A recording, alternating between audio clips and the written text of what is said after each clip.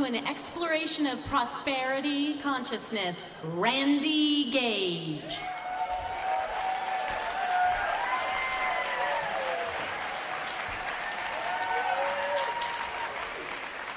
Then on the flight home from Tahiti, Air France 747, and it just so happened I was going to the lavatory as the curtain parted, and I saw this very unusual sight. Because you probably, if you live in the South, you know about chain gangs. They have a sheriff with a shotgun, and then they have the convicts. They're manacled together, and they're on the road, right, picking up litter or doing road work or something. So I looked, and I saw a section like that.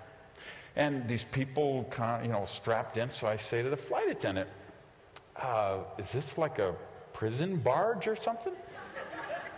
She says, no, that's the economy cabin. Now, you probably didn't know either, right? Did you know there's this whole other section in the back of the plane? I didn't know. Behind the curtain, these people, they're all strapped in. They throw them a bag of peanuts. And, oh, she gave me the whole can of Coke. What's up with that, right? So, now, of course, I knew I'd be coming here, and I knew this is a very inquisitive crowd, and you'd want to know about these things. So I did a little investigation. How does that happen? Well, it turns out you could get like $1,500. You could get 2 tickets in the back of the plane to Tahiti, and maybe $15,000 to $18,000. You get 2 tickets in the front. So the difference, and by the way, you fly from LA, and if I remember, it's like 9.5, 10-hour flight. So think about this. So it's a 9.5, 10-hour flight. It's $1,500 in the back, $15,000, $16,000, $18,000 in the front. So there's $15,000 difference between the 2 sections. Now, I know exactly what you're thinking. You're saying, okay, 9.5 hours, $15,000. Why would anybody ride in the back?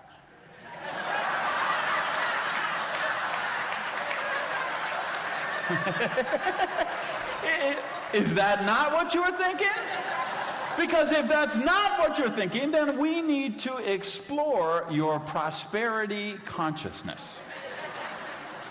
So here's the million-dollar question that begets, which is, why isn't your business doing better? Now, I learned from NSA, research your audience, find out. So what I did leading up for the last week is I read every single one of you's websites, one sheet, and packet for every person in the room. Here's what I've discovered. We have 517 people who are the #1 sales trainer in the world.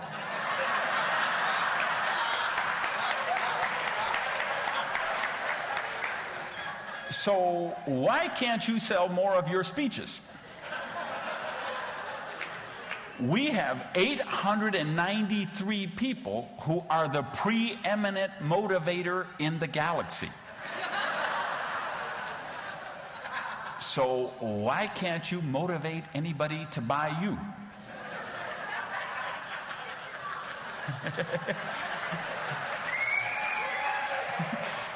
And we have about 312 people who claim they can actually move mountains with a mustard seed.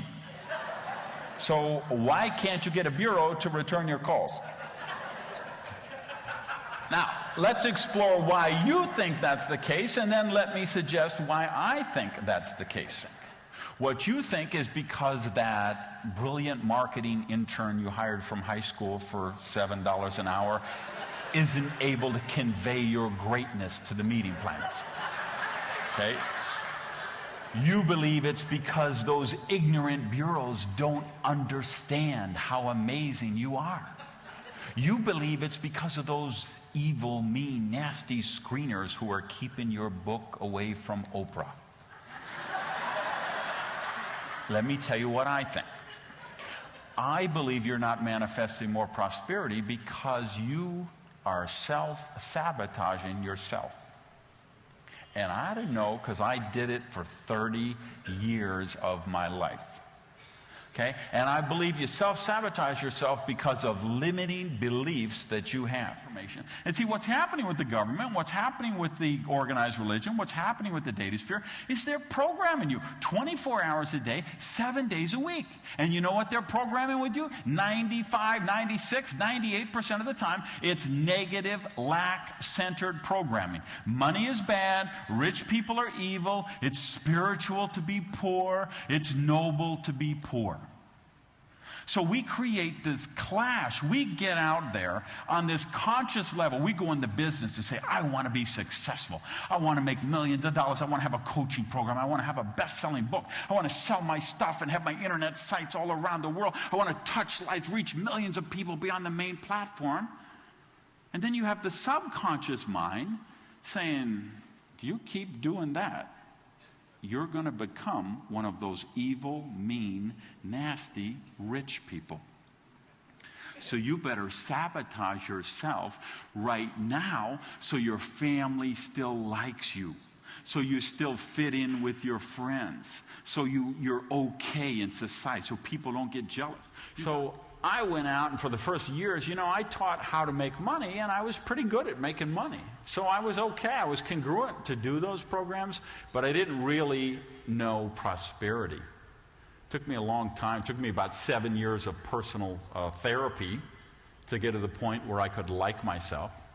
It took me about 7 years of therapy to get to the point where I could be in relationship with people. And it took me losing everything and then finding my spiritual sustenance to then be able to really understand what true prosperity and abundance is about. See, we got all kind of people in NSA. Well, I watched The Secret 11 times. Why am I not more successful? Let's be real, kids. Sitting home watching The Secret 11 times is not going to make you successful.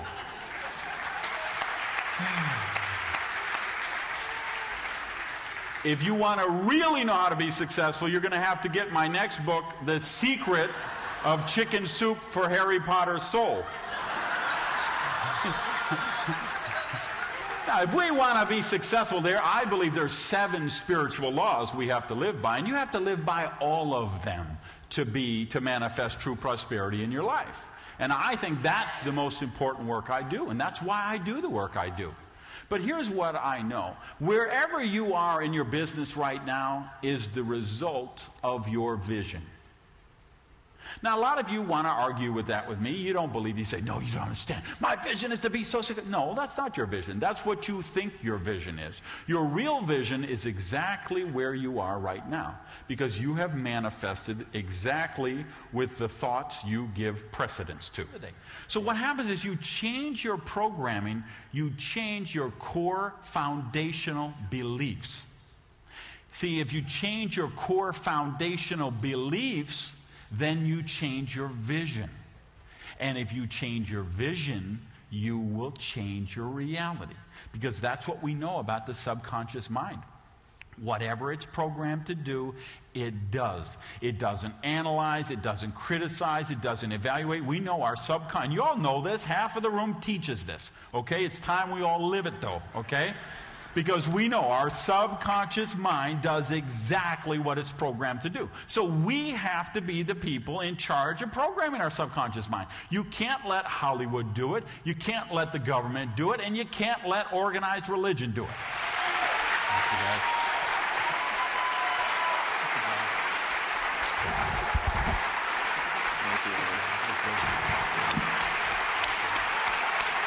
Randy Gage.